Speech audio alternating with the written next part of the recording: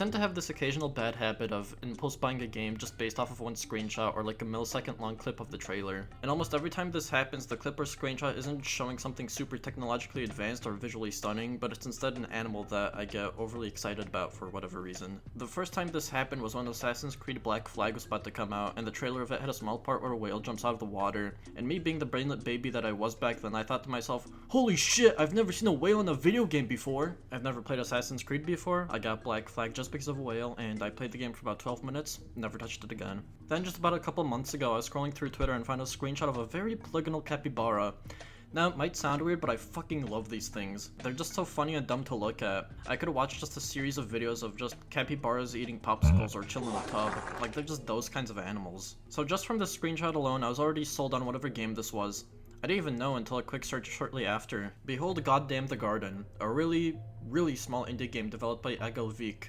Hope I'm pronouncing that right. It's an FPS where you place a skeleton dude who was created by a deity literally named Goddamn, who drops you into his garden, which is essentially his garbage dump of failed creations. Your main goal is to become strong enough to climb out of the garden and become, I shit you not, the ruler of badass heaven. I have no idea what that means, but I like the sound of it. The game starts off by kind of throwing you into a tutorial, but not really. It's just one of those big rooms that gives you a lot of space to understand the controls and mechanics before going any further. You've got this big old seed as well as a bunch of these red and yellow flowers. Shooting the red ones gives you health and shooting the yellow ones gives you ammo for your gun. The gun you have is semi-automatic, but holding down the fire button allows you to shoot out a burst of bullets. Here you're also introduced to one of the many colorful characters in this game. It talks about how his capybara has run away and asks you to go find him, and then immediately after says that he hates you for no real reason.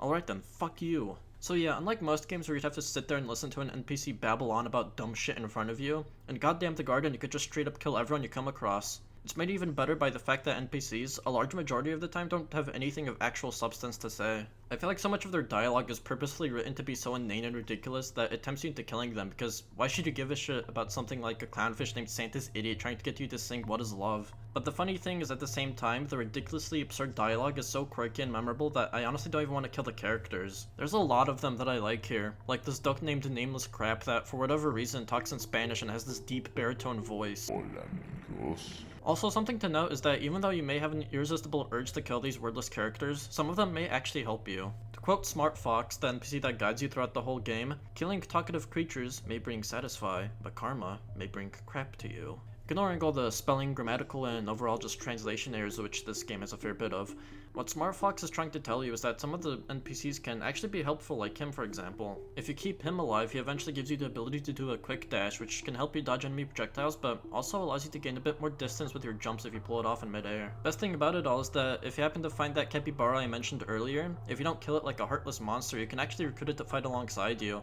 Yeah, let me just drag this over here. I kid, obviously, but I do really like how the capybara isn't the character that only appears for about a minute and vanishes. Alright, enough about the characters for now, let's get into the gameplay. I'd say Goddamn the Garden at its core is a very light FPS. If you're coming here looking for a Doom-like experience, you're pretty far off. Goddamn the Garden is about as vanilla as you can get with this kind of stuff. It's simple, and that's really just about it. The enemy variety is also pretty reflective of that. None of them really make you change your approach to combat. It's really just if you see an enemy spray it with bullets till it explodes. And almost all the enemies follow a standard archetype. You've got your easy starter enemies, enemies that shoot projectiles, and you've got your bullet sponges. But on top of that, you have this level design that really gives me some old school Legend of Zelda vibes. Let me also reiterate, there's no levels here, just one map that branches off into a bunch of linear rooms with a few of these larger hub areas that allow you to restock on ammo and replenish your health. It very much feels like an interpretation of, say, the dungeons from Link to the Past, but just done in 3D. And with guns. Also, while we're on the topic of Legend of Zelda, let's talk about the aesthetics, because I'll be damned if it turns out that it isn't heavily inspired by Ocarina of Time or Majora's Mask. It's so on the nose that it almost feels like it's directly ripped from those games. Like, take a look at this death animation and tell me that doesn't remind you of Legend of Zelda. I can't even complain. Honestly, it's a good stylistic choice.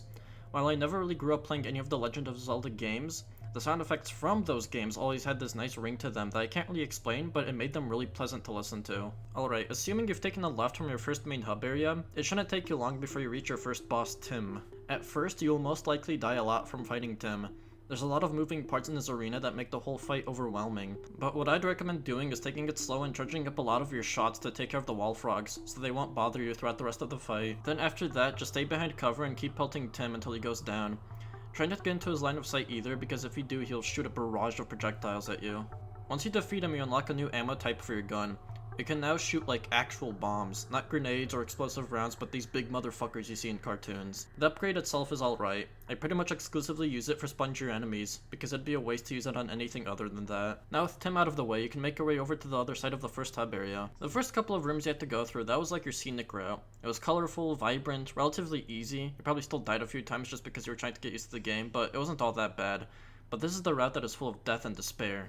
The colors are all browned out, you've got cobwebs that slow you down, and tiny annoying spiders. And you've got Carafield to tell you that. Hey. A morbidly obese caracal cat that, despite his rotund and thick exterior, he's a pretty cool dude. He just wants you to kill George the Spider King because of his burning hatred for him. Carafield is another one of my favorites. Again, the dialogue here is just so informal and poorly written that it'll probably piss me off in any other game. But given how well Goddamn the Garden sets its tone from the very start, it just adds another layer of goofiness to an already goofy game. Thanks. I knew I could count. The second area of the map is a little different. You can't exactly make a beeline straight to the boss, you have to first flip 2 levers.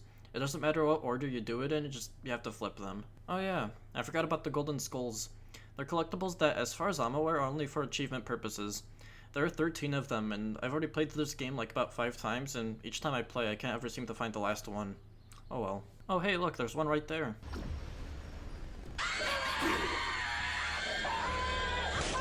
Okay, small spiders I can deal with, but that, no fucking way. These guys bum rush you the very instant you get into their line of sight and insta-kill you. You're supposed to avoid them by getting out of their way, but every time these guys pop up, you're always in these tight spaces where their fat ass takes up almost the entire room. On top of that, if you're a second too late on dodging them, you're dead. God, and the pitter-patters of their legs as they're running, it fucking gives me anxiety. Once you flip the 2 levers, you now have access to George's arena.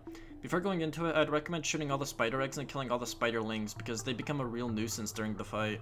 After that, all you have to do is just take cover and occasionally shoot at George's mouth? So the funny thing is that you get an achievement called Hard Path for killing George before Tim, and while, yes, the second area is a little more rough than the first, but I personally found George to be significantly easier than Tim. Sure, I might be cheating with the whole spider egg method I do.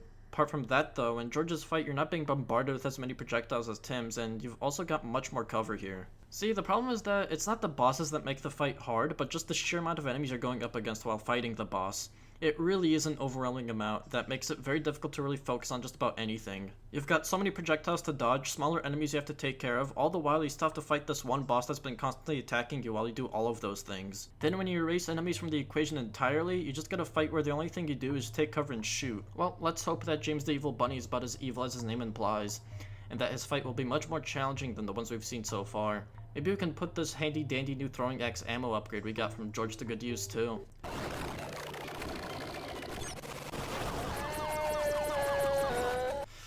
Well, it is different. Can't exactly say that his fight is difficult, like, at all. It really seems like he should have been the first boss. All you have to do is just shoot at his tail until it explodes, then avoid all of his attacks, rinse and repeat until he's dead.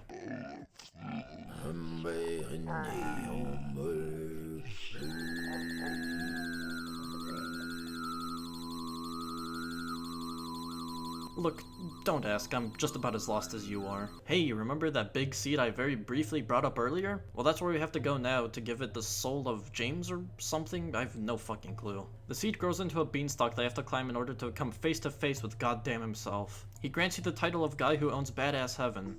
I like that, it's got a nice ring to it, rolls off the tongue very well. Then everyone lives happily ever after.